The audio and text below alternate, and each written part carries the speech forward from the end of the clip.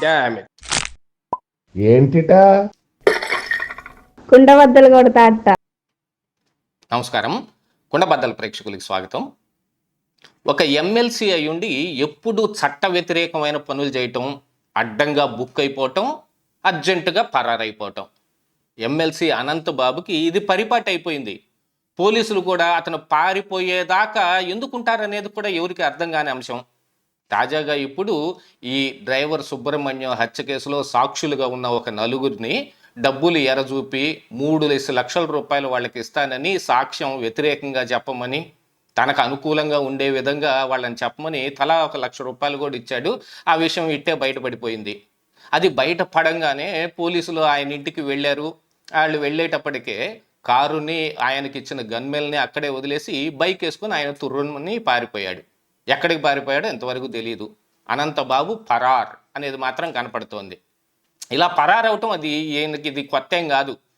ఆ హత్య జరిగిన దగ్గర నుంచి ఇలా పరారవుతూనే ఉన్నాడు. పోలీసులు పట్టుకొస్తూనే ఉన్నారు. మరి ఆయన అరెస్ట్ ఎందుకు చేయరో తెలియదు. కొత్తగా ఇప్పుడు ఆయన భార్య కూడా ఈ హత్య కేసులో ఇంక్లూడ్ అయి ఉంది. సాక్ష్యాధారాలని రూపుమాపటానికి ఆవిడ చేసిన ప్రయత్నాలన్నీ కూడా వీడియో ఆధారంగాను, సాక్ష్యాల ఆధారంగాను దొరికిపోయిన తర్వాత కూడా ఆవిడని విచారిస్తున్న సమయంలో నాకేం తెలియదు, గుర్తులేదు, నేను మర్చిపోయాను, ఇలాంటి సమాధానాలు వైసీపీ నాయకులకి బాగా పెట్టింది పేరు అనమాట. బాగా పరిపాటి. వాళ్ళు చేయాల్సిన దుష్కార్యాలు మొత్తం చేస్తారు. చివరికి విచారణ చేస్తుంటే నాకేం తెలియదు, గుర్తులేదు, మర్చిపోయాను అని చెబుతూ ఉంటారు. ఇక మొన్న కూడా ఆవిడ అలాగనే చెప్పింది. కోర్టులో కూడా అదే అఫిడవిట్ వేస్తున్నారు. నన్ను అసలు ఈ కేసులోంచి తప్పించమని ఒక పక్కన కోర్టుని అడుగుతూనే మరొక వైపున సాక్షుల్ని ప్రలోభ పెట్టే ప్రయత్నాలు చేశారు. తలా 1,00,000 రూపాయలు ఇచ్చి 3,00,000 రూపాయలకి బేరం కుదుర్చుకున్నాడు. నలుగురు ఉంటే 4 మూలు 12 ఇచ్చేటట్టుగా. అందులో 4,00,000 రూపాయలు, తలా 1,00,000 రూపాయలు కూడా ఇచ్చేసేట. ఆ విషయం బయటపడిపోయింది.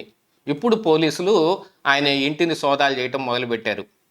గతంలో ఆయన భార్య కూడా ఆవిడను కూడా ఏటూగా చేర్చిన సమయంలో ఆవిడ కూడా కనపడకుండా పోయింది. ఎక్కడికి పోతారు వీళ్ళంతా అనంటే ఏడికి పోయేది లేదు, వాళ్ళ ఇంట్లో వాళ్ళు ఉంటారు, పోలీసులే ఆ ఇల్లు తప్ప మిగతా అంతా సోదా చేస్తుంటారని బయట ప్రజలందరూ మాట్లాడుకునేలాంటి పరిస్థితి. ఎందుకంటే వాళ్ళ అధికారం అలా పనిచేస్తుంది. ఇంకా పోలీసుల్లో వాళ్ళకి ఉప్పందించే వాళ్ళు కానీ, వాళ్ళకి సహకరించే వాళ్ళు కానీ చాలామంది ఉన్నారు అనేది కూడా చాలామంది ప్రజలు దాని గురించి చర్చించుకుంటున్నారు. ఒక సామాన్యుడికైతే ఇలా జరుగుతుందా అనే రకంగానే ఉంది.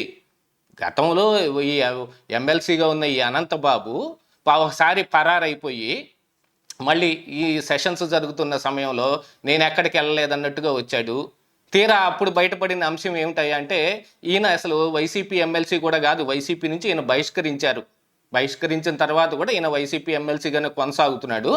మరి కౌన్సిల్లో ఏదైనా ఒకటి జరిగి మరి ప్రభుత్వం తరపు నుంచి ఉన్న కొంతమంది ఎమ్మెల్సీలను కానీ, మంత్రులు కానీ వచ్చి తీవ్రమైన సమాధానాలు చెబుతున్నారు. వీళ్ళు అడిగిన ప్రతి ప్రశ్నకి వాళ్ళ దగ్గర ఒక సమాధానం ఉంటుంది.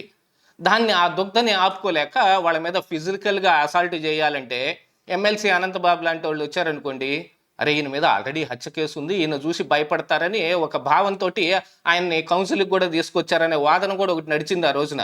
నేను ఎక్కడికి పారిపోయాను, నేను ఏడికి పోలా, ఇదిగో నేను ఈ అసెంబ్లీకి కూడా వస్తున్నాను, కౌన్సిల్కి కూడా అటెండ్ అవుతున్నాను అని. కాకపోతే కౌన్సిల్లో చాలామంది వైసీపీకి సంబంధించిన ఎమ్మెల్సీలు అందరూ ఊరకట్ట రావటం, హాజరేయించుకోవటం, బయట చెట్ల కింద టీ తాగుతూ ఉండటం.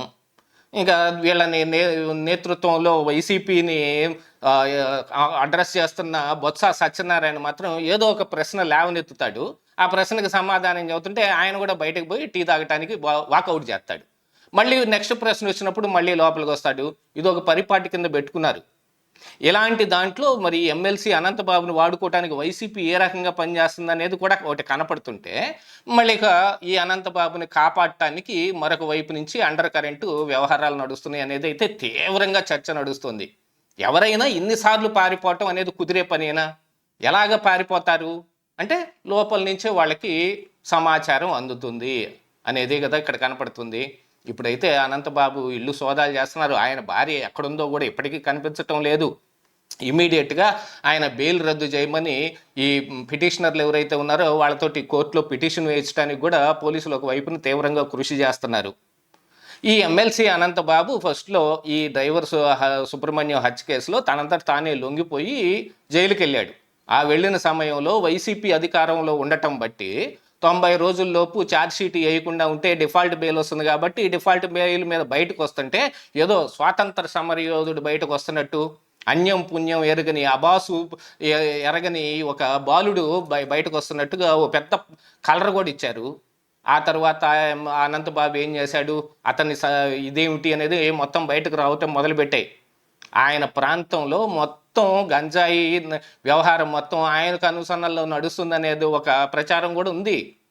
అలాంటి వాడి దగ్గర మరి పోలీసులు కొంచెం వాళ్ళకి సహకరించే విధంగా ఉంటున్నారని, వాళ్ళ దగ్గర ఆమ్యామ్యాలకు పాల్పడుతున్నారనే అపవాదు కూడా పోలీసుల మీదకి వచ్చింది. లేకపోతే ఇన్నిసార్లు పారిపోడు కదా. ఖచ్చితంగా దాన్ని ధృవీకరిస్తున్నట్టుగానే ఈ పరిస్థితులన్నీ కనపడుతూ ఉంటే ఇప్పుడు అనంతబాబు మళ్ళీ పరారయ్యాడు. ఈ పరారవటం వెనక ఉన్న అసలు మ్యాటర్ని పట్టుకుంటే తప్ప పోలీసులు ఈ కేసును ఛేదించలేరేమో అన్నట్టుగా ఉంది. మొత్తానికి కావలసిన ఆధారాలు మొత్తం ఉన్నాయి. వీడియో రికార్డులు కానీ, ఆ రోజున ఈ హత్య జరిగిన రోజున ఆ శవాన్ని తీసుకుని వీళ్ళు వెళ్తున్న ఈ కారుని గుర్తించటం కానీ, అందులో అతని భార్య లక్ష్మీదుర్గ కూడా ఉన్నట్టుగాను పూర్తి సీసీటీవీ ఫుటేజీలు కానీ, ఆ రోజున దాదాపుగా ఆవిడ 4 సార్లు డ్రెస్ చేంజ్ కూడా చేసుకున్నా నేను దాంతో సహా కనిపెట్టేశారు. కానీ ఆ రోజున విచారణకు హాజరైన రోజున ఆవిడకి దూర బంధువు ఎవరో హాస్పిటల్లో ఉన్నారని, ఆ హాస్పిటల్లో ఉన్న వాళ్ళని చూడటానికి తాను వెళ్ళానని అన్నట్టుగా చెప్పింది. తర్వాత విచారణ చేస్తే ఏమైంది, అలాంటి వాళ్ళు ఎవరు ఆ హాస్పిటల్లో లేరు. హాస్పిటల్ సీసీ కెమెరాల్లో కూడా ఎవడొచ్చిన దాఖలాలు కూడా లేవు. అయినా ఆవిడని అరెస్ట్ చేయకుండా అలానే పెట్టారు.